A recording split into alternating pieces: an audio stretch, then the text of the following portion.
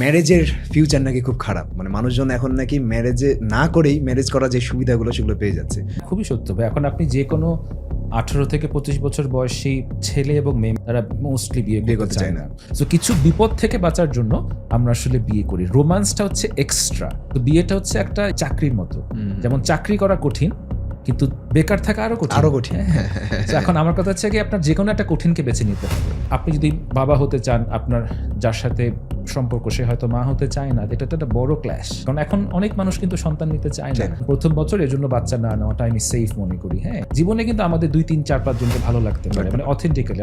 So ভালোবাসা is not enough. গবেষণা অনুযায়ী একজন ব্যক্তি যদি মানসিক দুশ্চিন্তায় থাকেন, সেক্ষেত্রে তার লিভার প্রায় 100 গ্রামের মতো চিনি উৎপন্ন করতে পারে। আমি কিভাবে বুঝবো যে আমার মেন্টাল হেলথ স্থির না?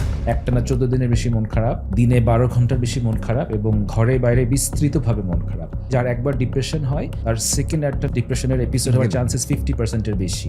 আপনি যতই ওষুধ নেন, যত কিছু করেন, আপনার 50% চান্স থাকবে হওয়ার। অনেক মেন্টাল হেলথ সমস্যা কিন্তু ফিটনেস ঠিক করে ফেলা যায়। হ্যাঁ, ডায়েট ঠিক করে ফেলা যায়। তো সবার কিন্তু ওষুধ খাওয়ার প্রয়োজন নেই, সবার ইনফ্যাক্ট কাউন্সেলিং এরও প্রয়োজন। এখানে একটা ছবি তোলার একটা অপশন আছে। ওই ছবি তোলার অপশনে যদি আপনি প্লেটের ছবি তুলেন, তাহলে অটোমেটিক ওই প্লেটে কত গ্রাম প্রোটিন, কত গ্রাম ফ্যাট, কত গ্রাম কার্বোহাইড্রেট আছে ওটা উঠে চলে আসবে এখানে। ধরুন মন খারাপ আমাদের কোনো একটা কারণে হয়, আমি পরীক্ষায় খারাপ করেছি, ডিভোর্স হয়েছে, ব্রেকআপ হয়েছে, আমার টাকা পয়সা কমে গেছে, মন খারাপ হবে 4 দিন 5 দিন 7 দিন। কিন্তু ডিপ্রেশনটা হচ্ছে একটানা, কিচ্ছু ভালো লাগে না, বুকের মধ্যে কিচ্ছু নাই, ফাঁকা। হ্যাঁ, পুরো পৃথিবী শেষ হয়ে আসতেছে, কোনো রকমের কোনো মোটিভেশন, ইউটিউব ভিডিওস না, কিচ্ছুই নামাজ, কিচ্ছু ভালো লাগে না। আসলে আপনি স্বাবলম্বী কিনা এটা বোঝা যায় লাইফে 2টা বড় ডিসিশনের ক্ষেত্রে। একটা হচ্ছে কেমন ক্যারিয়ার আপনি চয়েস করছেন, আর কেমন মানুষের সাথে আপনি সারা জীবন থাকতে চাচ্ছেন। ক্যালিফোর্নিয়ার একটা স্টাডি বলছে ভাইয়া, যে 15 থেকে 18 বছর বয়স্ক যত ছেলে মেয়ে ওইখানে কোনো একটা সম্পর্কে জড়িয়েছে, তাদের 92%ই আসলে কন্টিনিউ করতে পারে নাই। 2বার বা 3বার একটা সম্পর্ক করে কোনো কারণে ব্রেকআপ হয়েছে, তারপর সে ডিসিশন নেয় যে পৃথিবীর সব ছেলেরাই খারাপ।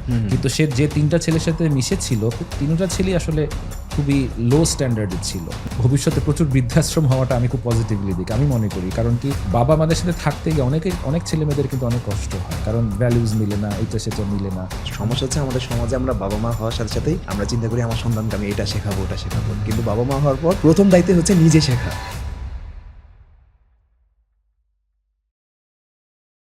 ওয়েলকাম টু দ্য এস্তাদ শো বাই ফিটসমনিয়া। আজকে আমরা যেসব বিষয় নিয়ে আলোচনা করব সেটা হলো কিভাবে একজন ব্যক্তি শারীরিক সুস্থতার পাশাপাশি মানসিক সুস্থতাও মেনটেন করতে পারেন। আপনি জানলে অবাক হবেন যে গবেষণা অনুযায়ী একজন ব্যক্তি যদি মানসিক দুশ্চিন্তায় থাকেন, সেক্ষেত্রে তার লিভার প্রায় 100 গ্রামের মতো চিনি উৎপন্ন করতে পারে, যেটা রিসেন্টলি বিভিন্ন স্টাডিতে উঠে এসেছে। তো এই যে মানসিক দুশ্চিন্তা মানুষের থাকে, মানসিক দুশ্চিন্তা মানে এটাই না যে সে জাস্ট বিপদে পড়েছে বলে দুশ্চিন্তা করছে। বিভিন্ন বিষয় নিয়ে মানুষ দুশ্চিন্তা করে, ক্যারিয়ার নিয়ে, রিলেশনশিপ নিয়ে, জীবনে কি হচ্ছে না হচ্ছে। ইনফ্যাক্ট মানুষ অন্যের সুখ দেখেও দুশ্চিন্তা করে, এরকমও আছে। তো এই যে এই দুশ্চিন্তার কারণে তার যে ইন্টারনাল অর্গানে যে হেলথটা খারাপ হচ্ছে, তার লিভার যে আপনি চিনি তৈরি করছে, যার কারণে সে যখন হেলদি খাবার খাচ্ছে, সে ডিম দুধ মাছ মাংস খাচ্ছে, সেটাও তার বডিতে খুব একটা বেশি কাজে লাগছে না, এই জাস্ট দুশ্চিন্তা করার কারণে। তো এই যে এই দুশ্চিন্তাকে কিভাবে ম্যানেজ করবো আমরা, কিভাবে আমরা স্ট্রেসকে ম্যানেজ করবো, সেই সমস্ত ইনফরমেশন, সমস্ত তথ্য আজকে আমরা জানবো খুবই একজন পরিচিত একজন মানুষের কাছে। অনেকেই হয়তোবা তাকে দেখেছেন, অনেকে হয়তোবা তাকে চিনেন। তিনি একজন সাইকিয়াট্রিস্ট, তিনি আর কেউ নন, ডক্টর কুশল। থ্যাংক ইউ ভাই আপনাকে আজকে আমাদেরকে সময় দেওয়ার জন্য। থ্যাংক ইউ ভাই, এটা আমারই অনার আমি আসতে পেরেছি। আপনার কন্টেন্ট আমি যখন নিজে কন্টেন্ট বানানো শুরু করিনি, প্রায় 3-4 বছর আগে থেকে দেখতাম। কারণ আমি ফিটনেসের পাশাপাশি অল্প বয়স থেকে মেন্টাল হেলথ নিয়েও নলেজ বাড়ানোর খুব চেষ্টা করতাম, যে কিভাবে মানসিকভাবে সুখী থাকা যায়, কিভাবে এটাকে ম্যানেজ করা যায়। সেগুলো আপনার মতো যারা ভিডিওস তৈরি করেন, আপনাদের মতো তাদের ভিডিওস দেখে অনেকটা শিখেছি, অনেকটা হেল্প হয়েছে আমার। তো আপনি আজকে আমাকে বলেন যে কিভাবে একজন মানুষ মানে চেনা যাবে যে সে সুখী নাকি সে অসুখী ভেতর থেকে, আপনি কি দেখে এটা আইডেন্টিফাই করেন? এটা অনেক সময় আমাদের যেটা হয়, আমরা অনেক মানুষের সাথে বসা হয়, তো পড়াশোনা মনে করেন, বই পড়া এক জিনিস, ভিডিও দেখা এক জিনিস, আর আমরা তো অনেকের সাথে বসি। তখন হয় কি, আমি যেটা দেখি যে মানুষের চেহারার মধ্যে একটা সুখ চলে যায়। আমি জিনিসটার মধ্যে কোনো সায়েন্স আসলে নাই, বাট একটা মানুষ যদি ভিতরে কোনো কষ্ট থাকে, বা ধরেন যারা একটু অন্যায় করে বেশি, ক্রিমিনাল, ওদের কিন্তু চেহারার মধ্যে কিছু জিনিস ফুটে ওঠে। আবার যখন একটা মানুষ খুব সত্যবাদী, খুব আমি সপ্রতিভ, চেহারার মধ্যে কিছু একটা আমরা ধরতে পারি। আমি বলছি না যে আমাদের ভুল হয় না বা কিছু, বাট ওই জিনিসটা কিন্তু আসলে ধরা যায়, কিছুটা মানে আমি বলছি আঁচ করা যায়। বাকিটা সত্যি কথা আসলে জানা যায় না। আর পৃথিবীতে অনেক মানুষ আছে যারা মনে করেন হাইড করতে পারে, ম্যানিপুলেটিভ, নার্সিসিস্টরা খুবই মানে নিজেকে হাইড করে রাখতে পারে, যারা খুবই অ্যাক্টিং পারে তারা পারে, কারো সোশ্যাল স্কিলস, হিউম্যান স্কিল অনেক বেশি হয়, তো তাদেরটা আমরা বুঝি না, তাদের সাথে বসে বসে দেখতে হয়। আর অনেক সময় যেটা হয় যে আপনি একটা মানুষের সাথে যদি লম্বা সময় বসেন, তাদের কথার মধ্যে কিছু ডিসপ্যারিটি থাকে, আপনি বুঝতেই পারবেন যে না, কথার মধ্যে সামঞ্জস্য নেই, তখন বোঝা যায় যে না, জিনিসটা কনফিউজিং। সো মোটা দেখে আমি মোটামুটি যেহেতু অনেকের সাথে বসা হয়, একটা বডি ল্যাঙ্গুয়েজ, চেহারা দেখলেই কিছুটা ধাঁচ করতে পারি লোকটা কেমন আছে। আচ্ছা আচ্ছা, ধরেন আমি একজন সাধারণ মানুষ, আমি কিভাবে বুঝবো যে আমার মেন্টাল হেলথ স্থির না, আমি প্রবলেম ফিল করছি এবং আমার চিকিৎসা নেওয়া হচ্ছে? অনেকে তো লজ্জায় যেতে চায় না, যেহেতু আমাদের এখানে অনেকে মনে করে আমি কি পাগল নাকি যে আমি একজন সাইকিয়াট্রিস্ট দেখাবো। কিন্তু অনেক সময় দেখা যায় যে হয়তোবা এটা কিন্তু পাগলামি না, মানে মানসিক অস্থিরতা কিন্তু প্রত্যেকটা মানুষের ভেতরে আছে, আমার ভেতরেও আছে, বিভিন্ন বিষয় নিয়ে অস্থিরতা হয়, কিন্তু সেটা খুবই কম, সেটা হয়তোবা বছরে একবার, মাসে একবার এরকম হয়, কারো কারো রোজ রোজ হয়। কখন ফিল করা উচিত বা কখন ডিটারমাইন করা উচিত যে না, আমার এখন একজনের ট্রিটমেন্ট নেওয়া উচিত বা একজনের কনসালটেন্সি নেওয়া উচিত? এটা কিভাবে বুঝবো আমি? আমি মনে করি যখন এই প্রশ্ন আমাদের মনে উদ্রেক হয় যে আমার বোধহয় কোনো একটা জিনিস ঠিক নাই, হ্যাঁ, সেই মুহূর্তে একটা চেক আপ করানোটা সবচেয়ে বেস্ট। এটা অনেকটা আপনার ধরুন, আমরা যখন আমাদের একটু বুকে ব্যথা হয়, আমরা করি কি, আমরা কিন্তু অত গবেষণা করি না বা চ্যাট জিপিটিকে জিজ্ঞেস করি না বা গুগল করি না, আমরা একটা ইসিজি করিয়ে ফেলি, এবং ইসিজি করলে আমাদের হার্টের সমস্ত জিনিসগুলো চলে আসে, এবং 99% ক্ষেত্রে সবার ইসিজি রিপোর্ট কিন্তু নর্মাল আসে, রাইট? সো আমাদের যদি কোনো প্রকারের এই ধরনের কোনো সিমটম হয় যে আমি হয়তো একটু টায়ার্ড ফিল করছি, ইনঅ্যাপ্রোপ্রিয়েট টায়ার্ডনেস, ধরুন আপনি ৫তলা সিঁড়ি দিয়ে উঠলেন, টায়ার্ড লাগারই কথা, কিন্তু কোনো কারণ ছাড়া আপনি বসে আছেন, আপনার টায়ার্ড লাগছে, হ্যাঁ, বা আপনার হয়তো যে কাজ আগে করতে ভালো লাগতো, হয়তো ধরুন গান শুনতে, নামাজ পড়তে বা জিম করতে, আপনার কোনো একটা কারণে সেটা ভালো লাগছে না, হ্যাঁ, আপনার হবি এখন ভালো লাগছে না, অথবা এক্সট্রিম মন খারাপ হচ্ছে, যে মানে আমরা যেটাকে বলি পারসিস্টেন্ট, প্রিডমিনেন্ট, পারভেসিভ মন খারাপ, যে একটানা 14 দিনের বেশি মন খারাপ, দিনে 12 ঘন্টার বেশি মন খারাপ, এবং ঘরে বাইরে বিস্তৃতভাবে মন খারাপ। এই জিনিসগুলো যদি হয়, আমার কাছে মনে হয় অত বেশি গবেষণা না করে আমাদের একটা চেক আপ করিয়ে ফেলা উচিত। আরও কিছু কমন সিমটম, যেমন আমি মনোযোগ দিতে পারছি না, খিটখিটে লাগছে, অল্পতে আমি রেগে যাচ্ছি, ঘুম আসছে না, আমার অকারণে হয়তো ওয়েট কমছে বা ওয়েট বেড়ে গেছে, মাথা ব্যথা করছে বহুদিন কিন্তু কোনো ওষুধ খেয়ে ঠিক মাথা ব্যথা যাচ্ছে না, যে কোনো কারণেই হোক, আমার যদি ফাংশনিং ডিটেরিয়েট করে, আমার উচিত একজন সাইকিয়াট্রিস্ট দেখিয়ে একটা চেক আপ করে ফেলা। কারণ হতে পারে এটা ডিপ্রেশন, হতে পারে ADHD, হতে পারে OCD, হতে পারে অনেক কিছু, হতে পারে সিম্পলি পার্সোনালিটির কিছু ফ্লজ, অথবা আমার লাইফস্টাইলের প্রবলেম।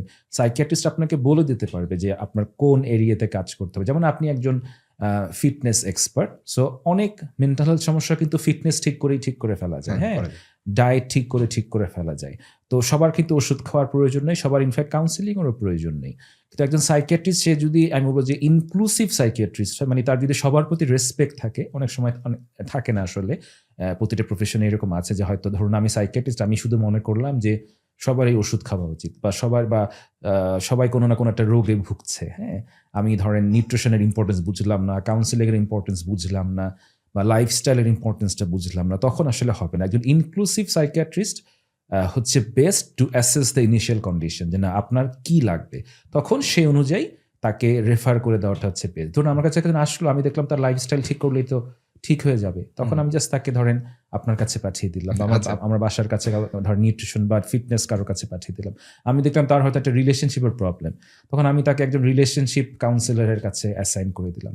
আবার ধরুন আমি দেখলাম তার OCDর জন্য কষ্ট হচ্ছে, সেক্ষেত্রে এটা আমিই ট্রিট করলাম। So it's all about being honest as a doctor, যে আমি প্রপার রেফারেল করছি কিনা।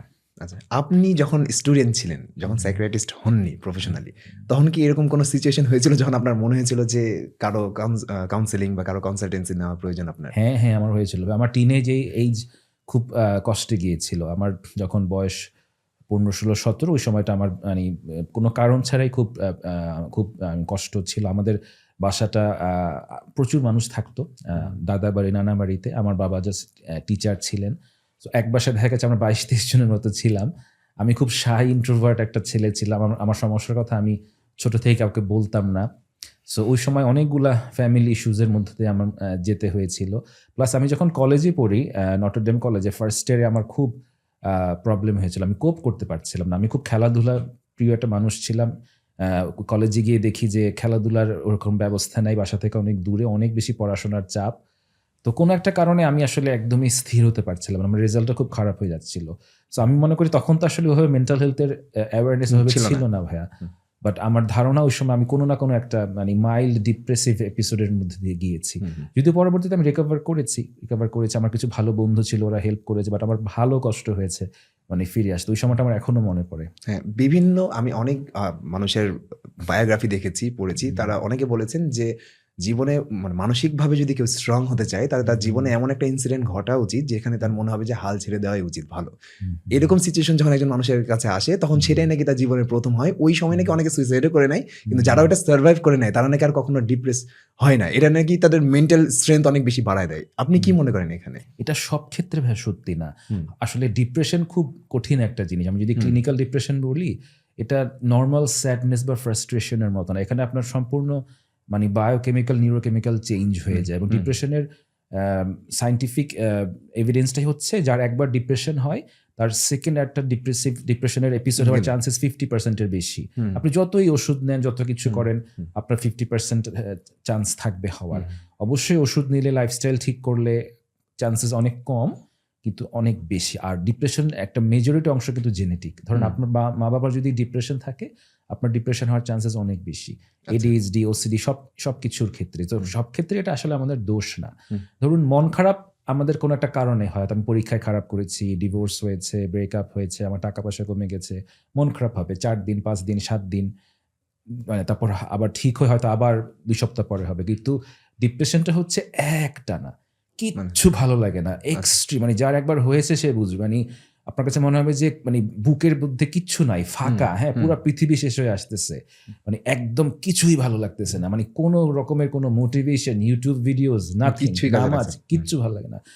এটা একটা মানে ক্যাটাস্ট্রোফ। মানে এটা it's like the elephant in the room আর কি। It's very very very hard. হ্যাঁ, তো মানে ওইটা না হলে কাউকে আসলে বোঝানো সম্ভব না যে ডিপ্রেশন জিনিসটাকে। আমরা তো অনেক মানুষ দেখি, রোগী দেখি, ওদের দেখে আসলে কষ্ট লাগে। তবে এটা ঠিক যে কোনো স্ট্রেসে পড়লে ভাইয়া, বা যে কোনো ডিফিকাল্ট সিচুয়েশনে পড়লে আমাদের অবশ্যই, যেটা আপনার ফ্রেন্ড মনে হয় বলেছিল, আমাদের রেজিলিয়েন্স বৃদ্ধি পায়। যেমন ধরেন একটা বস্তিতে বড় হওয়া ছেলে আর আমরা যারা ভালো ঘরে বড় হয়েছে, আমাদের রেজিলিয়েন্সের পার্থক্য আছে। ওরা অনেক বেশি শক্ত। হ্যাঁ, ধরেন যে বাচ্চা আফগানিস্তানে বড় হচ্ছে আর যে ধরেন ইউকেতে বড় হচ্ছে, অবশ্যই আফগানিস্তানের বাচ্চা অনেক শক্ত। তো ওটা তো এই জন্যই যে তারা একটা স্ট্রেসের মধ্যে দিয়ে যাচ্ছে। বাট দ্যাট ডাজন্ট মিন যে আমি জোর করে সবাইকে এখন স্ট্রেসে ফেলবো, কারণ সবার আসলে ক্যাপাসিটি এক না। আর ডিপ্রেশন হয়ে গেলে আপনাকে আসলে ট্রিটমেন্ট নিতে হবে।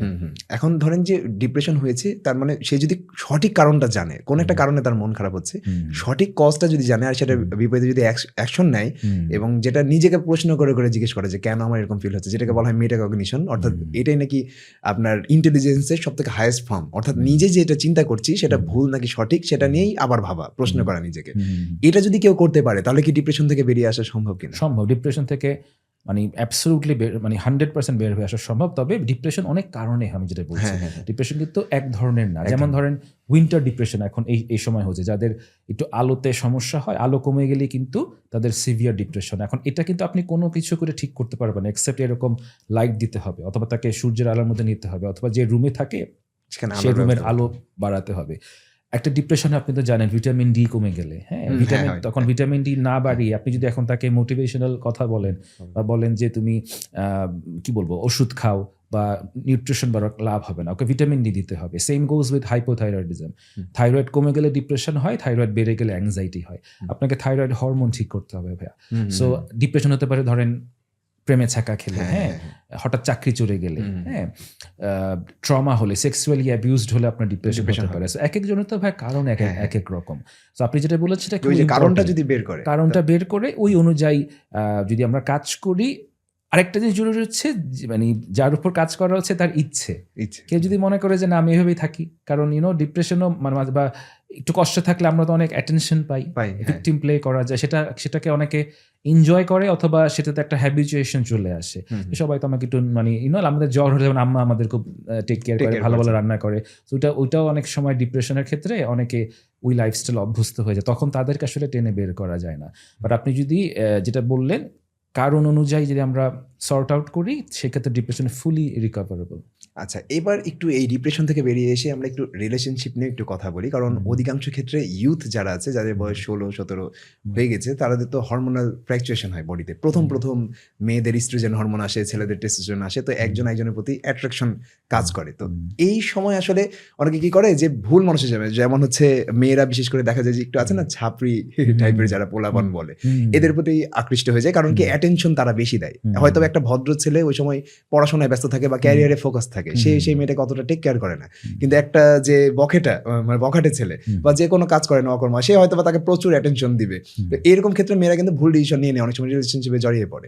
তো সেই সময় যদি বাবা মাদের সাথে কেমন প্যারেন্টিং হওয়া উচিত যে একটা মেয়ে প্রকাশ করতে পারবে তার ফ্যামিলিতে যে হচ্ছে আসলে আমি একজনকে আমার পছন্দ হয়েছে, এর সাথে রিলেশনশিপে যাওয়া পসিবল কিনা, বা এই ক্ষেত্রে প্যারেন্টিংটার অ্যাপ্রোচটা কেমন হওয়া উচিত, যে বাচ্চারা কি তার বাবা মায়ের সাথে প্রকাশ করতে পারবে, এরকম কেমন সিচুয়েশন হতে হবে, কেমন পরিবেশ হতে হবে যেন আমার বাচ্চা আমাকে বলতে পারে যে আমি এমন জিনিসটা বা এমন সিচুয়েশন ফিল করছি আমার লাইফে।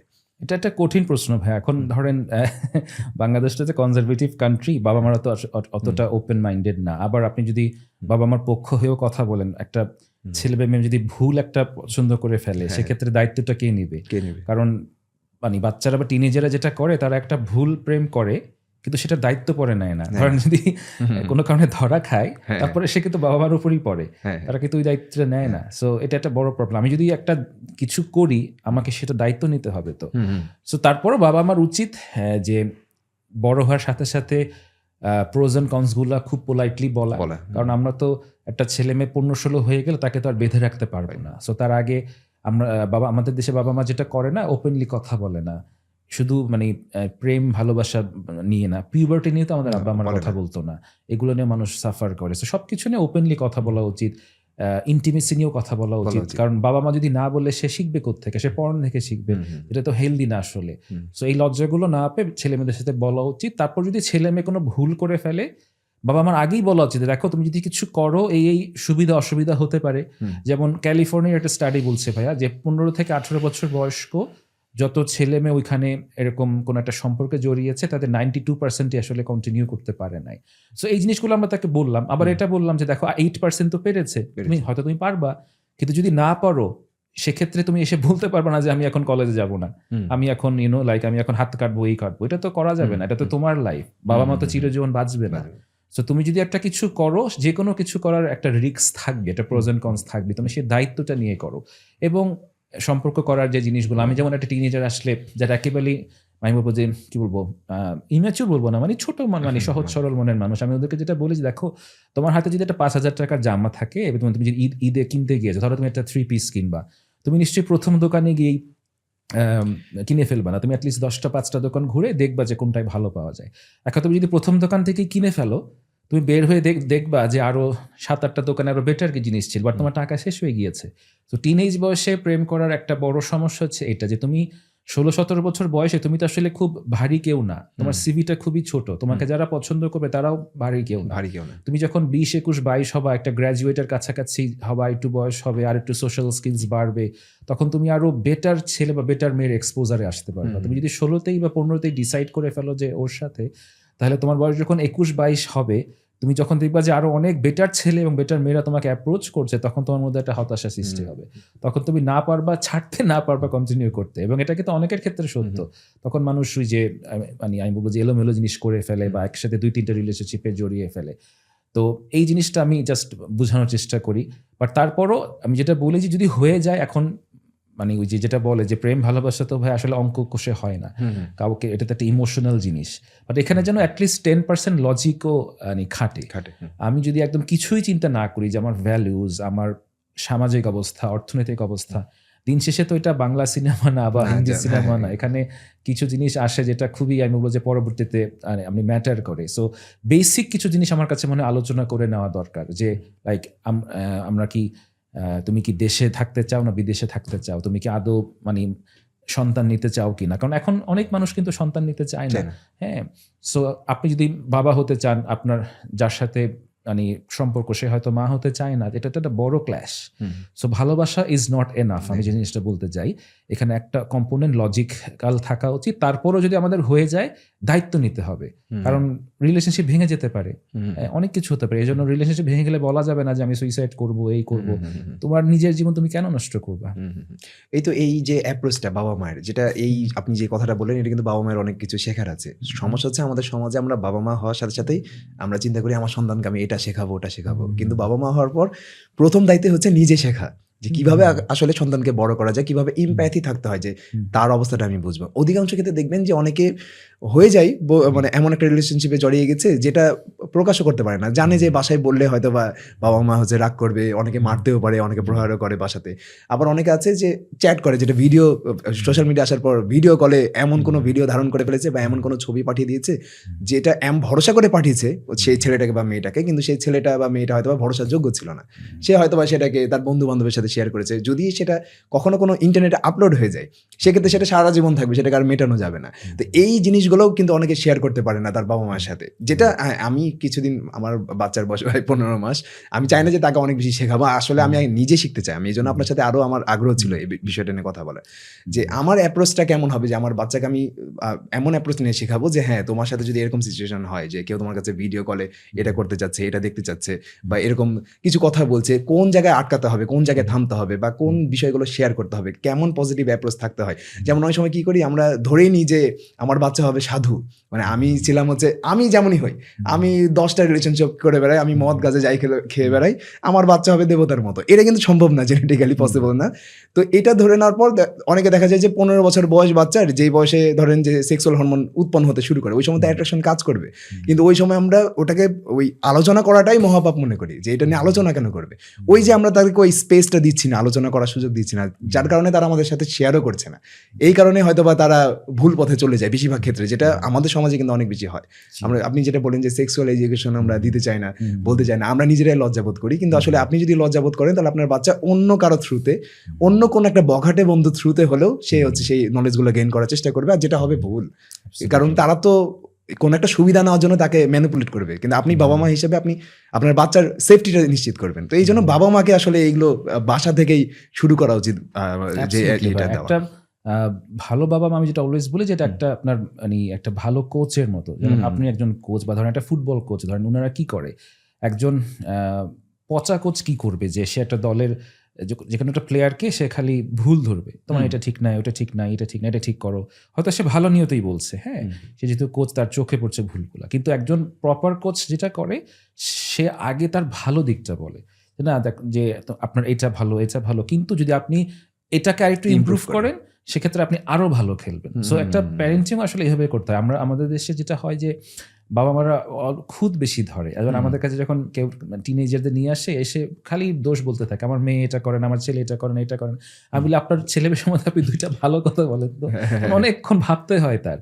একটা ছেলে মেয়ে সম্বন্ধে আমি 2টা ভালো জিনিস জানি না, এই জিনিসটা তো আসলে ঠিক নয়। তো এটা খুবই ইম্পর্টেন্ট আপনি যেটা বলছেন, যে আমাদের বাচ্চাদের সাথে আমাদের কমিউনিকেশনে অনেক গ্যাপ আছে।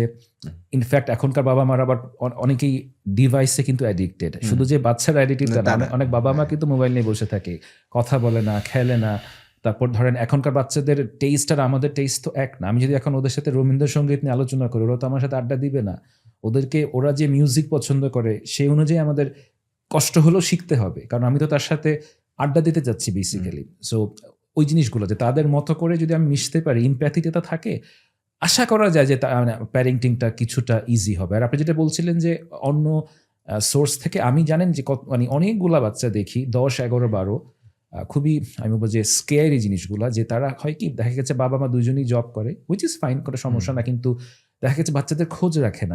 এই জন্য তারা করে কি, বিভিন্ন পর্নোগ্রাফিক সাইটে ঢুকছে এবং খুব ভালগার কিছু পর্নোগ্রাফি দেখছে, যেগুলো একটা 11-12 বছর বাচ্চা তো আসলে প্রসেস করতে পারে না। এবং তারা যেটা করে, ওই যে বিভিন্ন ফ্রেন্ডের বাসায় যায়, তখন দেখা গেছে যে 3-4 জন মিলে ফ্রেন্ডরা একসাথে হয়ে সেই জিনিসগুলোকে অ্যাক্ট করতে যায়, হ্যাঁ, যেগুলো খুবই ভালগার। এবং তারপর একটা ঝামেলা হয়ে যায়, বিপদে পড়ে যায়, এসে আমাদের কাছে বলে।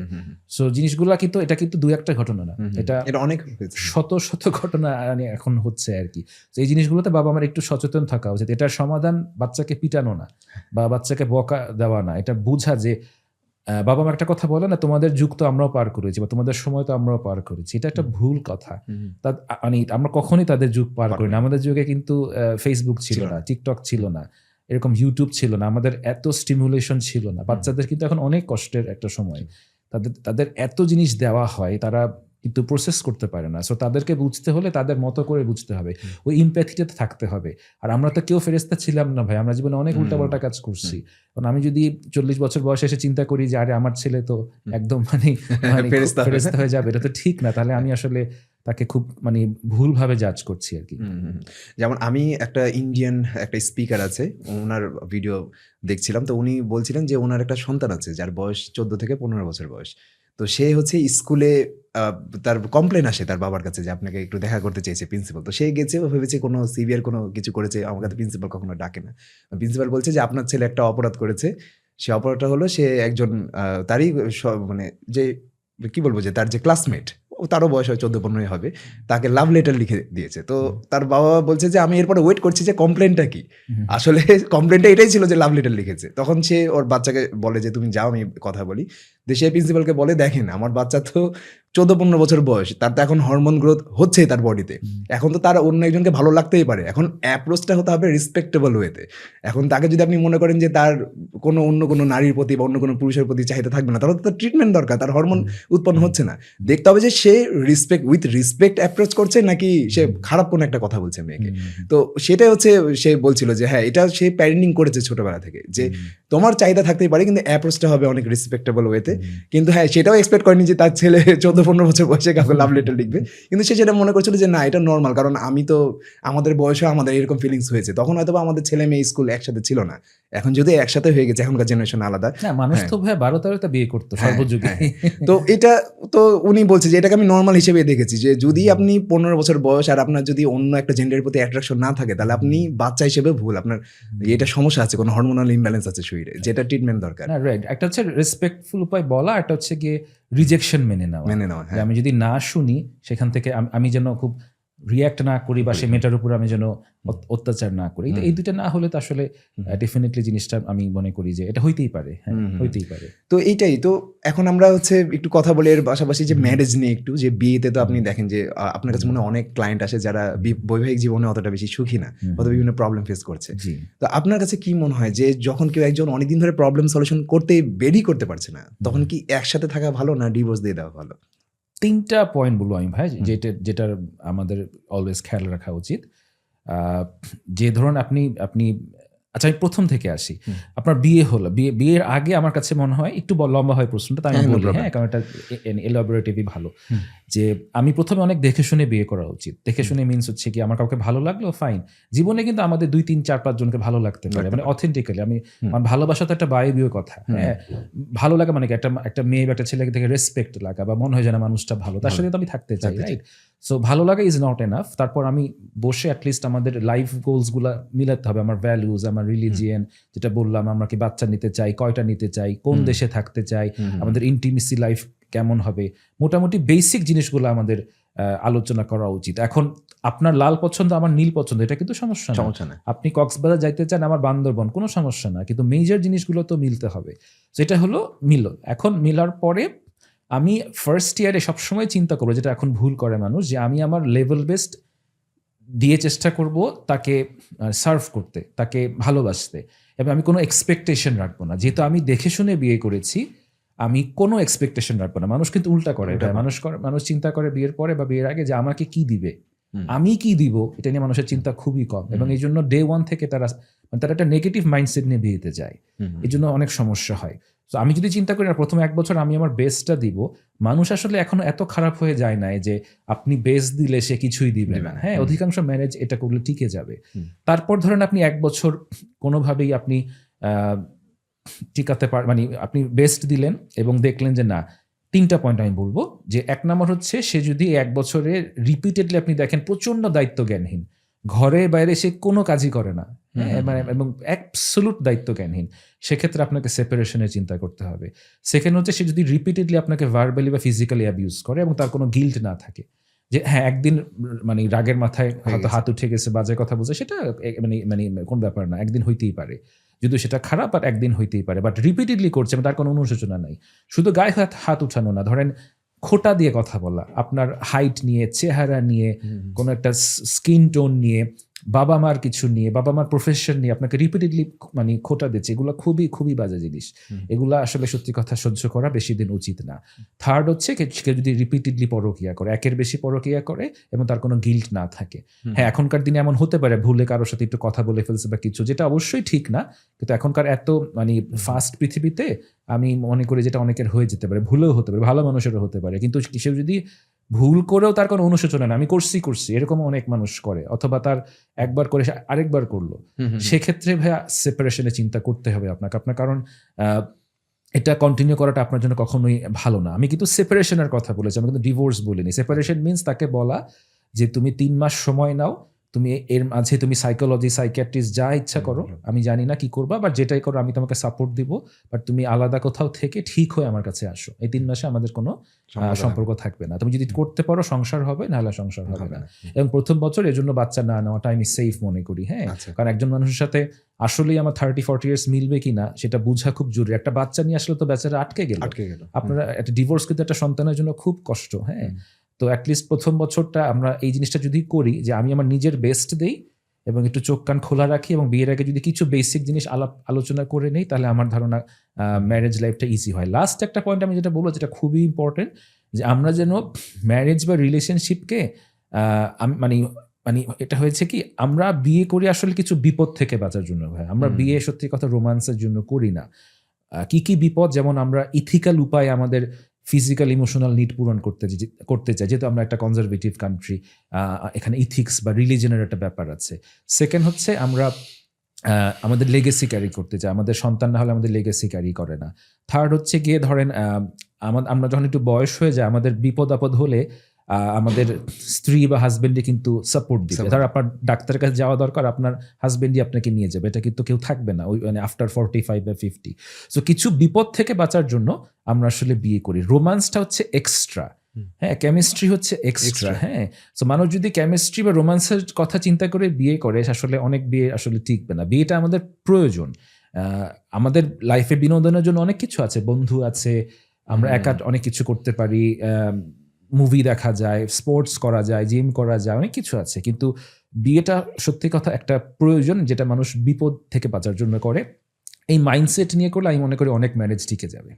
একটা সমাজবিজ্ঞানীর আমি ভিডিও দেখছিলাম, তার ইন্টারভিউতে তিনি বলছিলেন যে ম্যারেজের ফিউচার নাকি খুব খারাপ, মানে মানুষজন এখন নাকি ম্যারেজে না করেই ম্যারেজ করার যে সুবিধাগুলো সেগুলো পেয়ে যাচ্ছে। আর অধিকাংশ মানুষ, আপনি যেটা বলেন যে ম্যারেজের মানে একটা সাইড বেনিফিট হচ্ছে সেক্স, রোমান্স, এটা হচ্ছে সাইড। প্রথমটা হচ্ছে যে আমাকে বৃদ্ধ বয়সে কার সাথে আমি গল্প করবো, কার সাথে থাকবো, কে আমাকে সাপোর্ট করবে, এটা হচ্ছে মূল একটা পারপাস, যার কারণে 40 বছর 50 বছর বয়সের চিন্তা করে তারপরে ম্যারেজটা করতে হয়। সেটা মানুষ চিন্তা করছে না, যেহেতু রোম্যান্স সে বাইরে থেকে পেয়ে যাচ্ছে, তার সেক্সুয়াল ইন্টিমেসি বাইরে থেকে হয়ে যাচ্ছে, সেহেতু নাকি বিয়ের পরিমাণটা আস্তে আস্তে নেক্সট সমাজে, বিশেষ করে জেন জি, যেটা জেনারেশন জি বা ওয়াই জেড যেগুলো আসবে, এদের ভিতরে নাকি হচ্ছে এটা আরো কমে যাবে। এটা আপনি কি মনে করেন? না, খুবই সত্য ভাই। এখন আপনি যে কোনো 18 থেকে 25 বছর বয়সী ছেলে এবং মেয়েরা একটু বেশি, বা ছেলেরাও আপনি জিজ্ঞেস করে দেখেন, তারা মোস্টলি বিয়ে করতে চায় না। এখন সবার বিয়ে করতে হবে আমি বলছিও না, হ্যাঁ, কারণ সবাই রিলিজিয়াস হবে না এবং দরকারও নাই, কিন্তু কথা হচ্ছে তারা অনেক সময় জিনিসটা খুব না বুঝে একটা কথা বলে ফেলে। দেখা গেছে যে আমি এরকম অনেকেই দেখেছি যে 2 বার বা 3 বার একটা সম্পর্ক করে মানে হয়নি, মানে কোনো কারণে ব্রেকআপ হয়েছে, তারপর সে ডিসিশন নেয় যে পৃথিবীর সব ছেলেরাই খারাপ। কিন্তু সে যে 3টা ছেলের সাথে মিশেছিল, 3টা ছেলেই আসলে খুবই লো স্ট্যান্ডার্ডের ছিল। সে নিজের ভুলটা দেখছে না, যে আমি পিয়ার সিলেকশন করতে পারি না, আমি মানুষ চিনি না দেখে জিনিসটা হচ্ছে, আমি ইম্পালসিভ হচ্ছে দেখে জিনিসটা হচ্ছে, সে দোষটা দিয়ে দিচ্ছে সমস্ত পুরুষ জাতি বা সমস্ত নারী জাতির উপর। এটা তো আসলে সত্য না। ইউ আর এ প্রুফ যে তোমার একটা পার্টনার লাগবে, নাহলে তো তুমি 3টা সম্পর্ক করতে না। এবং তুমি যদি 22 বছর বয়সে 3টা সম্পর্ক করো, তুমি কিভাবে আগামী 40 বছর থাকতে পারবে, এটা তুমি কিভাবে চিন্তা করো। এখন এখানে একটা জিনিস কি ভাই, আপনি যেটা বললেন যে ডেফিনেটলি ম্যারেজ ছাড়া এখন যেহেতু পৃথিবী অন্যরকম হয়ে গেছে, আপনি সকল সুবিধাই পাচ্ছেন। আপনার গার্লফ্রেন্ড থাকতে পারে, সেক্স টয়েজ আছে, অনেক কিছু আছে, পর্নোগ্রাফি তো আছে, আপনার আসলে ওইভাবে দরকার নাই একজন পার্টনার বা কমিটমেন্টের। কিন্তু ওই যে জিনিসটা বললাম, আপনি যদি কনজারভেটিভ হন বা বাঙালি যে কালচার বা রিলিজিয়ান বলেন, সেক্ষেত্রে তো জিনিসটা একটু কঠিন। এখন আপনি 23-24 বছর বয়সে চিন্তা করছেন যে আমি সারা জীবন একা থাকতে পারবো, আপনি কি আসলেই 50 বছর বয়স্ক 100টা মেয়ের সাথে কথা বলে দেখেছেন যে সে কিভাবে জীবন যাপন করে? আপনি কি তার বেডরুমে গিয়েছেন? তার গোপন কথা আপনি জানেন? আমরা একটা জানি মানুষের না। কতটুকু কি জানি? সেই লাইফটা কি আপনার কাছে কনভিনিয়েন্ট বা আপনি কি তার ভ্যালুজ এর সাথে অ্যালাইনড? যদি ভ্যালুজ এর সাথে অ্যালাইনড হয় কোনো সমস্যা নাই। যে কেউ যেকোনো লাইফ আমরা যদি অন্যকে হার্ট না করি আমার কোনো সমস্যা নাই। কারোই কোনো সমস্যা থাকার কথা না। কিন্তু আমি যখন সমাজে একটা জিনিস প্রিচ করব, আমাকে তো পুরা জিনিসটা বুঝতে হবে। আমি একটা 18 বছর মেয়েকে যদি বলি বিইং এ ধরেন 48 ইয়ার্স ওল্ড ওম্যান যে একা থাকা খুব মজার। তুমি জীবনে যা ইচ্ছা করতে পারবা। ওই 18 বছর মেয়েটা তো মানে আমি তো তাকে ডিসিভ করতেছি। ওই 18 বছর মেয়েটা তো আসলে 48 ইয়ার্সে আমি বলব যে মানে 2-3টা গার্লফ্রেন্ড বা বয়ফ্রেন্ড চায় না। সে তো মানে অনেক ক্ষেত্রে মাস্টারবেশন করতে চায় না। অনেক ক্ষেত্রে আমি বলব যে অনেক কিছুই হয়তো করতে চায় না যেটা আপনি করছেন। তো আপনি তাকে অনেস্ট একটা ফিডব্যাক কিন্তু দিচ্ছেন না। হ্যাঁ, আপনি তার ইম্যাচুরিটিকে আমি বলবো যে পুঁজি করে তাকে কিছু ভুল মেসেজ দিয়েছেন। একা থাকা তো আসলেও মজার ভাইয়া। আপনার নিজে বললেন বাচ্চা আছে। বাচ্চা মানুষ করা অনেক কঠিন না? বাচ্চা রাত্রে জেগে থাকে। আরেকটা মেয়ের সাথে মানে একটা বাসা শেয়ার করা অবশ্যই কঠিন। হয়তো আপনি এক জেলার, সে আরেক জেলার। হয়তো আপনি মিষ্টি পছন্দ করেন, সে তো ঝাল পছন্দ করে। It's tough, it's very stressful. কিন্তু বিয়েটা হচ্ছে একটা ইয়ের মতো, আপনার চাকরির মতো। যেমন চাকরি করা কঠিন, কিন্তু বেকার থাকা আরো কঠিন। তো এখন আমার কথা হচ্ছে কি আপনার যেকোনো একটা কঠিনকে বেছে নিতে হবে। আপনি যদি বিয়ে না করেন তাহলে কিছু কঠিন জিনিস আসবে, আপনার একাকিত্ব আসবে। যেমন আমার কাছে একবার একটা মেয়ে প্রশ্ন করেছিল 27 বছর ওর। উনি বলছে যে কুশল ভাই আমি বিয়ে করতে চাই না কারণ আমার খুব ভয় হয়, খুব স্ট্রেস লাগে যে বিয়ের পর শাশুড়ি কেমন হবে, হাজবেন্ড কি করবে। এখন তো অনেক কিছু দেখি আমরা। আমি বলছি ঠিক আছে আপু, আপনার যদি ইচ্ছা না হয় আপনি করেন না, সমস্যা নাই, এটা আপনার ব্যক্তিগত ব্যাপার। তখন উনি বলছে যে না ভাই আপনি তো জানেন আমি একা থাকতে পারি না, আমার খুব স্ট্রেস, আমি লোনলি থাকলে কি করব। আমি ঠিক আছে আপনি তাহলে বিয়ে করেন। মানে তখন সে বলছে না আমার আবার ভয় হয়। আমি তাকে বললাম যে আপু দেখেন আপনার ভয়টা আসলে স্ট্রেস নিয়ে, আপনি জীবনে কষ্ট করতে চান না। আপনি মানে কোনো একটা কষ্ট আপনাকে বেছে নিতেই হবে। এটা বিয়ে করা হোক বা বিয়ে না করা হোক, দুই ক্ষেত্রেই কষ্ট আছে। আপনি যে কোনো একটা কষ্ট বেছে নেন যে কষ্টটা আপনার কাছে মিনিংফুল হয়। তবে সত্যি কথা, আমরা যদি আমাদের বাঙালি কালচারাল ভ্যালুসটাকে বাদ দিই বা রিলিজিয়াস ভ্যালুসটাকে বাদ দিই, বিয়ে করার আসলে এখন সত্যি কথা কোনো প্রয়োজন নাই। আপনি ইউরোপে দেখেন কেউ বিয়ে করছে না, কারণ কি ছেলেরা স্পেশালি, কারণ আপনি যদি ডিভোর্স হয় আপনার ওয়াইফ আপনার মানে 50% চলে যাবে। এটা তো আমি থাকলেও তো বিয়ে করতাম না। মানে আমি যদি মানে মুসলিম না হতাম আমি কেন করব? আমি সারা জীবন ইনকাম করলাম, যে কোনো সময় এখন ডিভোর্স হবে অনেক কারণে হতে পারে, আমার কারণে হতে পারে, আমার ওয়াইফের কারণে হতে পারে, সে আমার 50% নিয়ে যাবে। এখন এই জন্য অনেকে বিয়ে করছে না। সো সোসাইটির একটা বড় প্রবলেম আছে। আপনি যদি বাংলাদেশ থেকেও ওই জিনিসটা মানে আমাদের কনজারভেটিভ যে কালচারটা আছে আপনি যদি মানে ওটাকে স্কিপ করতে পারেন, আসলে বিয়ে করার তো কোনো মানে সত্যি কথার কোনো প্রয়োজন নাই। যাক, এটা হয়তোবা অনেকে অনেকভাবে নিবে, কিন্তু সায়েন্টিফিক্যালি আসলে কিন্তু বা সামাজিকভাবেও এটা আসলে দেখা যাচ্ছে প্রবণতা এরকম অনেক বেশি। যেমন আমি যেটা বিলিভ করি যে বিয়ে করা উচিত, আপনি যেটা বলছিলেন অনেক আগে প্রথমেই খুব বেছে মানে খুব বুদ্ধি নিয়ে, বুদ্ধি মানে অনেক সময় কি হয় যে আমরা বুদ্ধি খাটাই না বিয়ের ক্ষেত্রে আর ক্যারিয়ারের ক্ষেত্রে। আমরা হয়তোবা আমি অ্যারেঞ্জ ম্যারেজকে খারাপ বলছি না, কিন্তু আবার যে প্রেম করে বিয়ে করতে হবে সেটাও বলছি না। মানে অনেকে তো প্রেম করো ভুল মানুষের সাথে, সেখানেও বুদ্ধি খাটায় না, জাস্ট বাহ্যিক সৌন্দর্য দেখে বা হচ্ছে বাহ্যিক ভাবে তার ক্যারিয়ার দেখে, ভেতরের মানুষটা কেমন সেটা না দেখে প্রেম করতে শুরু করে বা বিয়ে করে ফেলে। সেখানে আর বুদ্ধি খাটায় না, সেখানে বাবা মায়ের উপর ডিপেন্ডেন্ট হয়ে যায়। কিন্তু আসলে আপনি স্বাবলম্বী কিনা এটা বোঝা যায় লাইফে দুইটা বড় ডিসিশনের ক্ষেত্রে। একটা হচ্ছে কেমন ক্যারিয়ার আপনি চয়েস করছেন, আর কেমন মানুষের সাথে আপনি সারা জীবন থাকতে যাচ্ছেন।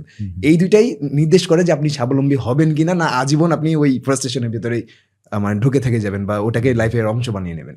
তো আমরা যেটা করি আমাদের বাবা মায়ের ভিতরে আবার প্যারেন্টিং এ চলে আসি যে আমরা ছোটবেলায় যেই সময় আমাদের কন্ট্রোল দরকার, মানে ছেলে মেয়েকে আমরা কন্ট্রোল করে বড় করবো, তাদেরকে পজিটিভ কন্টেন্ট দিব, পজিটিভ পরিবেশ দিব, ওই সময়টাতে আমরা তাদেরকে কি করি যে উল্টাপাল্টা খাবার থেকে শুরু করে, যেহেতু আমি ফিটনেস নিয়ে কথা বলি তো ওগুলো বলি, উল্টাপাল্টা খাবার থেকে শুরু করে উল্টাপাল্টা মানে তাদেরকে আমরা মোবাইলও দিয়ে দিচ্ছি নিজে ফ্রি হওয়ার জন্য। অ্যাজ এ প্যারেন্ট হিসেবে আমি বাচ্চাকে মোবাইল অথবা স্ক্রিন দিয়ে দিচ্ছি যেন নিজে ফ্রি থাকি।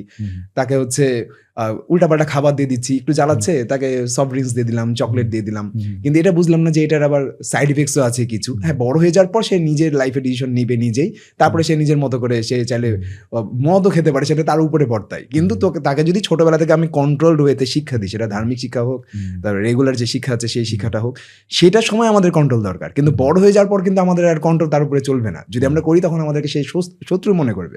কিন্তু প্রবলেমটা হচ্ছে আমরা বড় হয়ে যাওয়ার পর আমার বাচ্চাকে বলি তুমি এই ক্যারিয়ার চয়েস করো, তুমি এই মেয়েকে বিয়ে করো বা এই ছেলেকে বিয়ে করো। আর ছোটবেলায় যে সময় আমাদের কন্ট্রোল দরকার ছিল সেই সময় আমরা কন্ট্রোলটা তাদেরকে দিচ্ছি না। এটাকে আপনি কিভাবে দেখেন? না, এটা খুবই নেগেটিভ। এখানে যে মানে একটা যে টার্ম এসেছে ব্রাউন প্যারেন্টস, এটা তো শুধু শুধু আসে না, আমাদের মানে বাবা মাদের অনেক ভুল আছে। এবং আরেকটা সবচেয়ে খারাপ লাগে কি, বাবা আমাদের ভুল ধরে দিলে তারা কষ্ট পায় ইউজুয়ালি আমাদের এই কালচারটা। দেখুন আমি জিনিসটা কখনোই ঠিক মনে করি না। আপনার বাবা মাকে যদি আপনি ভালোবাসেন, তাদের ভুল তো আসলে ধরিয়ে দেওয়া উচিত, রেসপেক্টফুলি তো ভুল ধরিয়ে দেওয়া যায়। হ্যাঁ, তারা হয়তো খেপবে, কিছু খারাপ কথা বলবে, সো হোয়াট। আমার যেটা ভুল মনে হয় আমার তো আসলে মানে বলা উচিত। এই কালচারটাই মানে ভুল, আর জোর করে তো কোনো কিছু করাই উচিত না। ছোটবেলায় আমাদের যেটা করা উচিত যে আমি যেটা ভালো মনে করি, আবার দেখেন সব বাবা মা কি ভালো মনে করে, মানে কিভাবে বলবো, মানে সব বাবা মা যেটা ভালো মনে করে সেটা তো ভালো না। ধরেন আপনার বাবা মা মনে করে যে চুরি করা ভালো, অনেক বাবা মা তো মনে করতে পারে, হ্যাঁ, ডিসিভ করাকে ভালো মনে করে। এখন এটা আপনি তো একটু বড় হলে আপনি বুঝবেন যে আমি তো একটা ভালো জিনিস শিখি নাই, আপনি তো জিনিসটা শিখতে পারবেন না। অনেক বাবা মার শিক্ষা আসলে আমাদের জীবনে নেওয়া উচিত না। তো বাবা মা যদি ভালো শিক্ষা দেয়, বাবা মার যেটা উচিত যে না, আমি যেটা জীবন দিয়ে শিখেছি ছেলে মেয়েকে শিখালাম, তারপর বড় হলে তারা যে পথেই যায় না কেন এটা তো আসলে তাদের ব্যাপার। হ্যাঁ, তাদেরকে আমি ইন্ডিপেন্ডেন্ট হতে বলবো, এবং সে যদি আমার পথ থেকে মেজর ডেভিয়েশন হয়, ঠিক আছে, তাহলে আমি তার মতো করে বাঁচতে দিব। এই জন্য আমি মনে করি যে আমাদের দেশে, আমি যেটা অনেক জায়গায় বলি যে ভবিষ্যতে প্রচুর বৃদ্ধাশ্রম হওয়াটা আমি খুব পজিটিভলি দেখি। আমি মনে করি, কারণ কি বাবা মাদের সাথে থাকতে গিয়ে অনেক ছেলে মেয়েদের কিন্তু অনেক কষ্ট হয়, কারণ ভ্যালুজ মিলে না, এটা সেটা মিলে না। তার চেয়ে যদি আমাদের সরকারি বা বেসরকারিভাবে খুব ভালো ভালো কিছু বৃদ্ধাশ্রম থাকে, এটাকে ঠিক বৃদ্ধাশ্রম বলাও ঠিক না, এটা ধরেন একটা জাস্ট থাকার মতো একটা জায়গা, হোটেল সিস্টেমের মতো, যেখানে লাইক মাইন্ডেড মানুষ থাকবে, তারা খেলবে ঘুরবে একসাথে, একটা সোসাইটির মতো। তখন তারাও ভালো থাকলো এবং ছেলেমেয়েরাও ভালো থাকলো, প্রতি সপ্তাহে একদিন করে ভিজিট করলো। এই জিনিসটা আমার কাছে মনে হয় দরকার, কারণ যত বেশি আমি দেখি যে মানে একসাথে থাকছে, হ্যাঁ, বিভিন্ন গ্রুপের মানুষ, তাদের মধ্যে দ্বন্দ্ব অনেক বেশি হচ্ছে।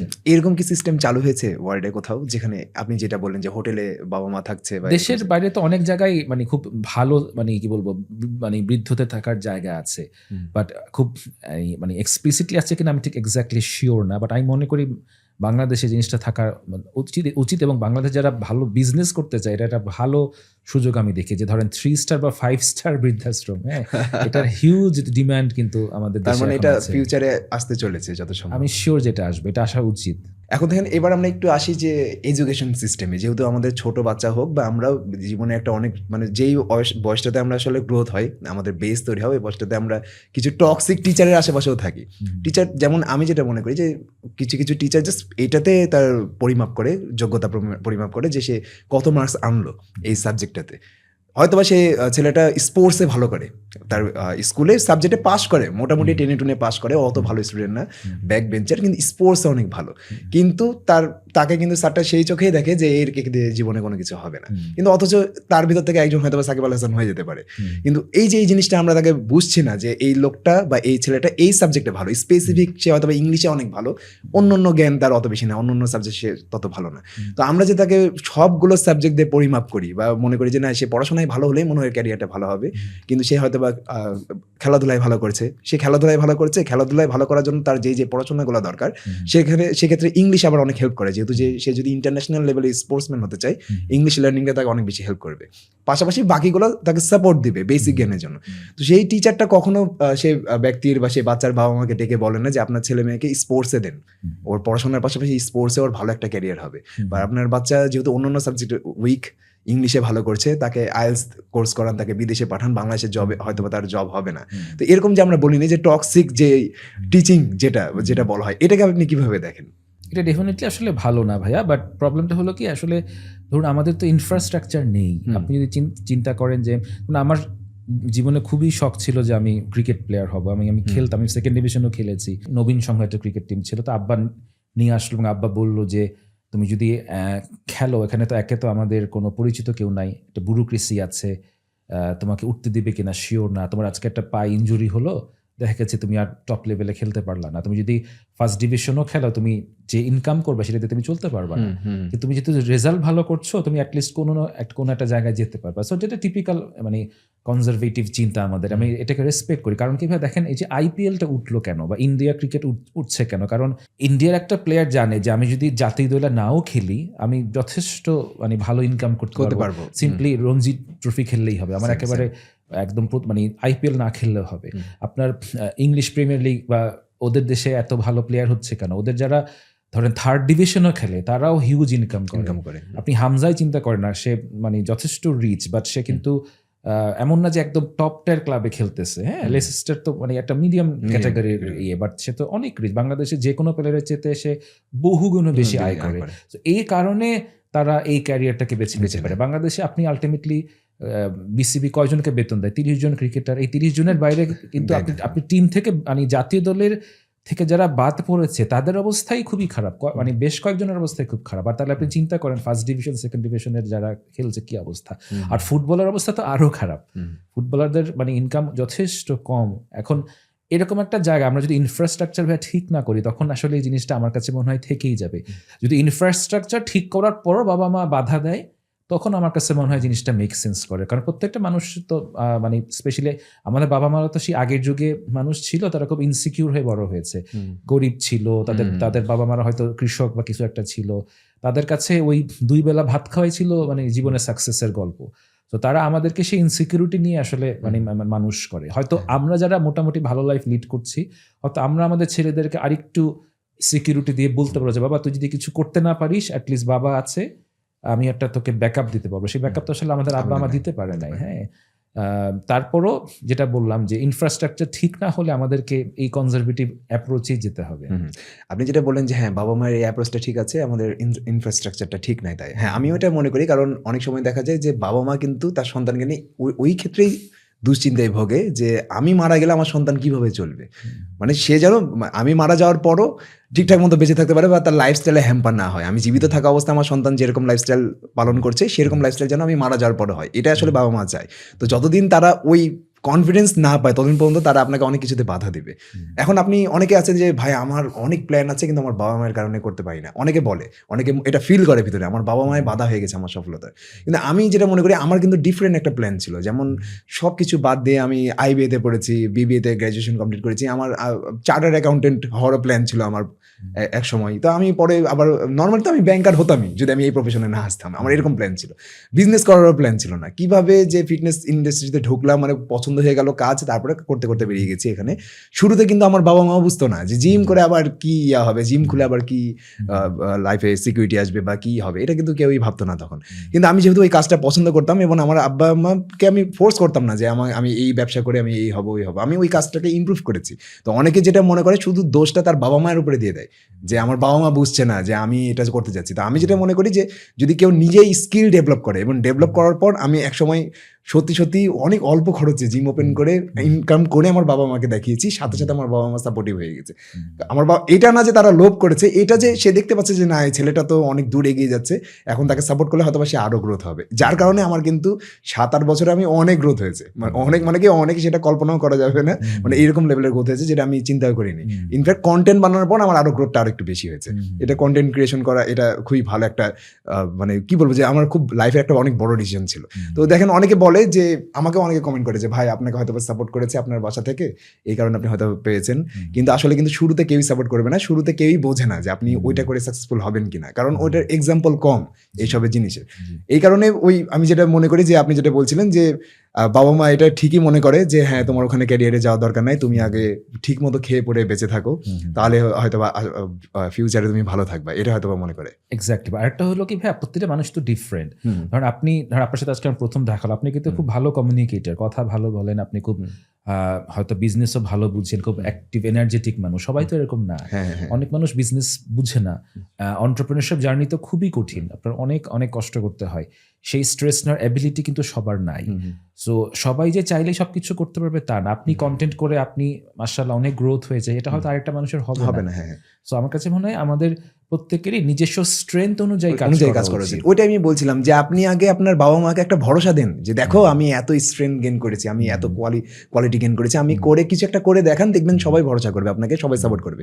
প্রবলেম হচ্ছে আমরা কিছু করি না, জাস্ট মাইন্ডে প্ল্যান করে রাখি আর ভাবি যে আমার ওয়াইফের কারণে আমি এটা পারছি না, আমার হচ্ছে বাবা মায়ের কারণে এটা পারছি না। দোষটা অন্য, মানে ব্লেম গেম করলে আমাদের ডোপামিন রিলিজ হয়, করতে ভালো লাগে, আর ব্লেম গেম করলে তো আপনাকে কাজ করা লাগছে না, আপনি শান্তিতে শান্তিতে থাকছেন। আমি তো লুকিয়ে আমি তো ইউনিভার্সিটিতে পড়তাম, লুকিয়ে যে জিমে আমার আম্মা সাপোর্ট করতো, আমার আব্বা আমাকে বলতো যে খুব তাড়াতাড়ি বাসায় চলে আসবা। তো ইউনিভার্সিটি ক্লাস শেষ করে আমার জিমে যেতে যেতে সন্ধ্যা হয়ে যেত, শেষ করে আস্তে আস্তে রাত হয়ে যেত। তো আমার আব্বা পছন্দ করতো না, কিন্তু আম্মা কাটিয়ে দিয়েছে অনেকভাবে যে ছেলেটা প্রাইভেটে গেছে হয়তো বা কোনোভাবে গেছে, কিন্তু আমি এর ভিতরে কিন্তু নিজে স্কিল ডেভেলপ করেছি। পরবর্তীতে এটা হয়ে গেছে। এটা কি এখন স্কিল ডেভেলপ না করে যদি বসে থাকতাম, জাস্ট এটাই চিন্তা করি যে আমার বাবা মায়ের কারণে আমি পারছি না, তখন জাস্ট মেন্টাল প্রেশার বাড়বে। আমি এই কথাটা কেন এখানে বলছি, এটা গুরুত্বটা এটাই যে আমি যে কাজটা করছি সেটাকে যদি পছন্দ না করি, তাহলে হয়তো বা ফিউচারে সুখী জীবনযাপন করার চান্সেস অনেক কম। এটাকে আপনি কিভাবে দেখেন? না, এগ্রি করি ভাই, ফুলি এগ্রি করি আপনার সাথে। আমার এখানে আমি নতুন কোনো ইনপুট দিতে চাচ্ছি না, ফুলি এগ্রি করি। হ্যাঁ, ধরেন যে এই যে কাজটা আমি করছি, অনেক সময় দেখা যায় যে মানুষজন এমন একটা জবে ঢুকেছে, যেটা সরকারি হোক বেসরকারি হোক বা নিজেরই কাজ হোক, যেটা সে অন্য একজনকে দেখে প্রভাবিত হয়েছে, ভেতর থেকে তার বৈশিষ্ট্যের সাথে মেলে না ওটা। তখন কি করে, সে সেখানে অল্প কাজ করে বেশি আর্ন করার চেষ্টা করে। কারণ কি, ওই কাজটা, যেমন আমার কাজ আমি পছন্দ করি বলে আমার সেরোটোনিন উৎপন্ন হয়, হ্যাপি হরমোন রিলিজ হয়, ডোপামিন রিলিজ হয়, যার কারণে আমার দুর্নীতি করার প্রয়োজন হয় না। আর যে ব্যক্তিটা পছন্দ করছে না তার কাজ, তার ক্ষেত্রে মোটিভেশন কি? তার ক্ষেত্রে মোটিভেশন হচ্ছে অল্প কাজ করে বেশি ইনকাম করা বা অসাধু উপায় অবলম্বন করা। তো আপনি এটাকে কিভাবে দেখেন, যে একজন মানুষ যখন তার প্রফেশনকে পছন্দ করে তখন সে হয়তো বা অটোমেটিক লয়াল হয়ে যায়, আর যে পছন্দ করে না সে অটোমেটিকলি দুর্নীতি করার প্রতি তার আকর্ষণ একটু বেশি থাকে? আমার কাছে মনে হয় এই জায়গাটাতে ভাই আপনার পয়েন্টটা ঠিক, যে না, আমি যদি পছন্দের কাজ করি আমার হয়তো ভালো লাগা থেকে আমি একটু দুর্নীতি কম করবো, আমার মধ্যে একটা আনন্দ থাকবে। কিন্তু যেটা হয় ভাই, আপনি পছন্দের কাজ করলে সাফল্য লাভ করলেন, টাকা পয়সা পেলেন, ফেম পেলেন, তখন গ্রিড একটা বড় বা লোভ একটা বড় জিনিস, যে আমি আরো বেশি টাকা পয়সা আয় করতে চাবো, আরো বেশি ফেমাস হতে চাবো। কারণ আমি তো আসলে আমি বুঝি সেলিব্রিটি ইন্ডাস্ট্রি বা মিডিয়া ইন্ডাস্ট্রি অনেকের সাথে কাজ করি, এখানে অনেক মানুষ সাফার করছে এই প্রবলেমটাতে, যে সে আরো পেতে চায়। এবং আমার আরেকটা অবজারভেশন হলো যে আমার কাছে একদম গরিব মানুষ থেকে শুরু করে মিডল ক্লাস, আবার একদম অনেক ধনী মানুষরাও তো আসে। অধিকাংশ ক্ষেত্রেই যারা অনেক বেশি টাকা পয়সার সম্পদের মালিক, তাদের কিন্তু ফ্যামিলিয়াল প্রবলেম বেশি, রিলেশনশিপ প্রবলেম বেশি। তারা যে সবাই মানসিকভাবে খুব সুস্থ আছে তা কিন্তু না। এবং এগুলার ক্ষেত্রে অনেক ক্ষেত্রেই সত্যি কথা আমি দেখি যে ওই যে আরো পাওয়ার আশা একটা পর্যায়ে তো মানুষকে থামতে হয়। আপনি টাকা পয়সা পেলে কি করবেন? একটার জায়গায় হয়তো 2টাই গাড়ি থাকবে, 3টা গাড়ি থাকবে, তারপর তো আর গাড়ি কেনার কিছু নাই। ফ্ল্যাট কয়টা লাগে মানুষের, কয়টা জমি লাগে, আপনি কত দেশের বাইরে ট্রাভেল করবেন, কত খাবেন আপনি, তাই না? তো এর বাইরে তো আসলে আর ম্যাটেরিয়ালিস্টিক চাহিদা বলতে আর কিছু আছে বলে আমি মনে করি না। তো এই জন্য একটা পর্যায়ে আমাদের থামতে হয়। ওই থামাটা মানে লেসন আমার কাছে মনে হয় মানুষ হয় পরিবার থেকে পায় অথবা সে ধর্ম থেকে পায়। এই দুইটার একটা শিক্ষা যদি না থাকে, সেক্ষেত্রে মানুষ খুব বেশি, আমি বলবো যে স্টেবল থাকে না বলে আমার কাছে মনে হয়। এবার আমরা চলে আসি আপনার এক্সারসাইজ জার্নি শুরু করে। আমি শুনলাম যে আপনি যখন স্টুডেন্ট লাইফে ছিলেন তখন প্রচুর খেলাধুলা করতেন। মাঝখানে ৩-৪ বছর নাকি আপনি কোন একটা কারণে করতে পারেননি, মানে এক্সারসাইজ বলেন বা ফিজিক্যাল মুভমেন্ট করেন। তো ওই যখন আপনি খেলাধুলা করতেন তখন আপনার মেন্টাল হেলথ কেমন ছিল, এবং মাঝখানে যে 2-3 বছর আপনি করেননি তখন কেমন ছিল, পার্থক্যটা কেমন আপনি বুঝেছেন? আমি তো ছোটবেলায় একদম শুকনো ছিলাম, প্রচন্ড ভালো দৌড়াতাম। আমাদের ওই যে আমি বুয়েটের স্কুলে পড়তাম, লালবাগ এলাকায় তো সব আমি বলবো যে মানে অনেক অ্যাথলেটিক টাইপের পোলাপান থাকে, এবং আমি সকল স্কুল মিলে আমি ফার্স্ট ছিলাম। আমি মানে দৌড়ে আমি ক্রিকেট খেলতাম, ফুটবল ভালো খেলতাম, ব্যাডমিন্টনও খেলতাম, অ্যান্ড আমার মানে প্রচুর জায়গায় খ্যাপে যেতে হতো। আমি ডেফিনেটলি আমি কোনো মানে বলবো যে প্রফেশনাল প্লেয়ার ছিলাম না, বাট আমি ভালো খেলতাম। সো ফিটনেসও অন্য লেভেলের ছিল। বাট তারপর ধরেন মেডিকেলে আসলাম, একটু কঠিন জীবন। আমার বিয়ে খুব আগে হয়, 21 বছর বয়সে আমার বিয়ে হয়। সো একটা দায়িত্বর ব্যাপার চলে আসে। আমার প্রথম সন্তানও খুব দ্রুত হয়ে যায়, আমার বয়স যখন জাস্ট 24। অ্যান্ড দেন ডাক্তারি পড়াশোনা, তারপর আমি লাইফ স্প্রিং করলাম একটা বিজনেসের মতো, সাইকিয়াট্রির কাজটা ওই যে চেম্বারে বসে বসে। তো তখন যেটা হয়েছে, সার্কেল কমে গেছে, আমার সমস্ত প্রিয় ফ্রেন্ডগুলো সব বাইরে চলে গেল। হঠাৎ করে 4-5 বছর খেলাধুলা একদম অফ হয়ে গিয়েছে। তো তখন যেটা হলো যে ইনপুট বেশি হয়েছে, যা খেয়েছি জমেছে, আমি মানে বেশ মোটা হয়ে গিয়েছিলাম। এখনও আমার ওয়েট বেশি কিছুটা, তবে আমি গত 4-5 বছর আবার রেগুলার খেলছি, সপ্তাহে 1-2 দিন খেলি। প্রতিদিনই আমি আধা ঘন্টা থেকে 40 মিনিট সকালে হাঁটি, দৌড়ানো এরকম মিক্স করে হয়তো দৌড়াই 7-8 মিনিট, বাকিটা সময় আমি জোরে হাঁটি ধানমন্ডি লেকে। ফিটনেস ধরে রাখার চেষ্টা করি। আমি মনে করি ফিটনেস খুব ইম্পর্টেন্ট। তবে আপনি যেটা বলছিলেন, যখন আমি ওরকম একটু ওভারওয়েট হয়ে গিয়েছিলাম, আমার অনেক খারাপ লাগছিল। আমি ডিপ্রেশনে পড়ে যাই নাই, কিন্তু আমার টায়ার্ড লাগতো। আমি অল্প কাজ করে হাঁপিয়ে যেতাম। আমি রোগী বেশি দেখতে আমার কষ্ট হতো। সবচেয়ে বেশি আমি ভুগেছি টায়ার্ডনেসে। এটা আমি ভুলবো না। এইটাই দেখেন যে আমি অনেক সময় বলি যে প্রফেশনালরা এক্সারসাইজ বা হেলদি লাইফস্টাইল মেনটেন করার চেষ্টা এই জন্যই করবে যেন সে যেই কাজটা করে সেই প্রফেশনে যেন মনোযোগ দিতে পারে, টায়ার্ডনেস যেন না আসে। ইনফ্যাক্ট যদি ধর্মীয় দৃষ্টিকোণ থেকেও আপনি দেখেন যে নামাজ পড়ার জন্য তো আমাদের পেইন ফ্রি হাঁটু থাকতে হয়। তো অনেকে যাদের 40 বছর 50 বছর হয়ে গেছে তাদের মোটামুটি যারা এক্সারসাইজ করে না, মানে খুব রেয়ার মানুষ আছে যে জেনেটিক্যালি ব্লেসড, এরকম মানুষ ছাড়া সবারই হাঁটুতে ব্যথা। তো এই যে সে যদি ওই মুভমেন্টটা করতো, সে যদি কাজ না বন্ধ করতো, সে যদি সেডেন্টারি লাইফে অভ্যস্ত না হতো হয়তো বা সে অফিস জবই করে কিন্তু সপ্তাহে 1-2 দিন ঠিকই সে খেলার সময় বের করছে, হয়তো বা এক্সারসাইজ করছে। এমন না যে আপনাকে 6 দিনই করতে হয়, 2 দিন 3 দিন করে আপনি যদি মাসলগুলোতে প্রেশার ফেলেন, খেলাধুলা করেন, মূলত মাসলকে যদি বডিকে ইউজ করেন তাহলে কিন্তু আপনি অনেক বেশি ফ্রি থাকেন, এনার্জেটিক থাকেন। এইটাকে আপনি কিভাবে দেখেন? এই যে প্রফেশনে ফোকাস করতে পারে না মানুষজন এই জাস্ট আনফিট হওয়ার কারণে, তার কারণে তার যে গ্রোথটা হওয়ার কথা ছিল, মানে তার পটেনশিয়ালিটি সে অ্যাচিভ করতে পারে না। এটা আপনি কি মনে করেন এই ক্ষেত্রে? আমি মনে করি যে ডেফিনেটলি ফিটনেসে জোর দেওয়া উচিত। ফিজিক্যাল ফিটনেসে খুবই জোর দেওয়া উচিত। ফিজিক্যাল ফিটনেসে জোর দিলে আপনার মেন্টাল ফিটনেসও বাড়ে। আর আপনি যেটা বললেন ভাইয়া, সিম্পলি আপনি তো জানেন আমার জন্য অনেক ভালো, লোয়ার লিম্বের সাথে কিন্তু আমাদের সরাসরি বেশি দিন বেঁচে থাকাটা সম্পর্ক আছে। আমরা যদি লোয়ার লিম্ব বেশি নড়াচড়া করি, দেখা যায় যে আমাদের ফ্র্যাকচার কম হয়, হিপ ফ্র্যাকচার কম হয়। তারপর হচ্ছে আমাদের বৃদ্ধ বয়সে আমরা অনেক স্টেবল থাকি আর কি। সো আমি যদি ধরুন একজন ডাক্তার, সে যদি 20 বছর প্র্যাকটিস করে তাহলে যে ইনকাম করবে, আর সে যদি 40 বছর প্র্যাকটিস করে তাহলে ইনকাম বেশি হবে। কেউ যদি টাকা পয়সাও আয় করতে চায় তাহলে ফিজিক্যালি ফিট থাকার চিন্তা করা উচিত। সো আমি মনে করি যে ফিজিক্যাল ফিটনেস খুবই ইম্পর্টেন্ট আফটার 30। এটাতে আমি যার যেটা করতে ভালো লাগে, যেটা আপনি বললেন যে কেউ জিমে যাবে, কেউ হয়তো ফুটবল খেলবে, কেউ হাঁটবে, কেউ স্কিপিং করবে, কেউ সাঁতার করবে, যার যেটা ভালো লাগে কিছুটা সময় অবশ্যই ফিটনেসের পিছিয়ে রাখা উচিত। আমাদের যে পডকাস্টটা এটা পুরোপুরি আমি আয়োজন করছি না, এটা আমাকে ফিটসমনিয়া যে অ্যাপটা আছে সেটা আমাকে অনেক বেশি হেল্প করেছে। আমি তো ধরেন যে আমার তো অনেক ব্যস্ততা থাকে, আমি পুরোপুরি এটা ম্যানেজও করতে পারবো না, অ্যারেঞ্জমেন্টও করতে পারবো না। তো তারা আমাকে অনেক বেশি হেল্প করেছে। আমাকে জাস্ট আসতে হয় আর গেস্টদের ইন্টারভিউ নিতে হয়। তো তাদের যে অ্যাপ, তাদের বিজনেস যেটার উপরে দাঁড়িয়ে আছে, আর যেই বিজনেসের টাকা দিয়ে আসলে এই পডকাস্টটা আমরা করতে পারছি, সেটা সম্পর্কে একটু আমি বলতে চাই। যদিও এটা কোনো প্রোডাক্ট আপনাকে কিনে করতে হবে না, এটা আপনি ফ্রিতে ডাউনলোড করতে পারবেন। সেটা হচ্ছে ফিটসমনিয়া অ্যাপ। হ্যাঁ, এইখানে যেই অ্যাপটাতে সব থেকে ইম্পর্টেন্ট বা ইন্টারেস্টিং যে ফিচার, যেটা আপনার কাছে ইন্টারেস্টিং লাগবে, সেটা হচ্ছে যে ডায়েট অপশনে গেলে আপনি দেখবেন এখানে ক্যালোরি চেক করা যায়।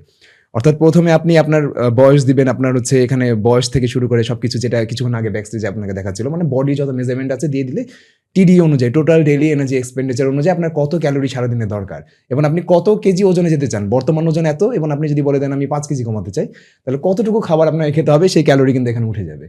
এবার এখানে একটা ছবি তোলার একটা অপশন আছে, যেটা কিছুক্ষণ আগে আপনাকে দেখানো হচ্ছিল। ওই ছবি তোলার অপশন দিয়ে যদি আপনি প্লেটের ছবি তুলেন, তাহলে অটোমেটিক ওই প্লেটে কত গ্রাম প্রোটিন, কত গ্রাম ফ্যাট, কত গ্রাম কার্বোহাইড্রেট আছে, ওটা উঠে চলে আসবে এখানে। দিয়ে দেখতে পাবেন আপনি দিন শেষে, একদম রাতের বেলা, আপনি সকালবেলা শুরু করলেন, রাতের বেলা গিয়ে আপনি দেখতে পাবেন যে আপনার সারাদিনে যত গ্রামের কার্বোহাইড্রেট দরকার ছিল, বা যত গ্রামের প্রোটিনের দরকার ছিল, বা ফ্যাটের দরকার ছিল, তত গ্রাম হলো কিনা। যদি আপনি দেখেন আপনার কার্বের পরিমাণ বেশি খাওয়া হয়ে গেছে, পরের দিন আপনি আবার কমাতে পারবেন কার্বের পরিমাণ। যদি দেখেন প্রোটিনের পরিমাণ কম হয়ে গেছে, তাহলে একটু বাড়াতে পারবেন।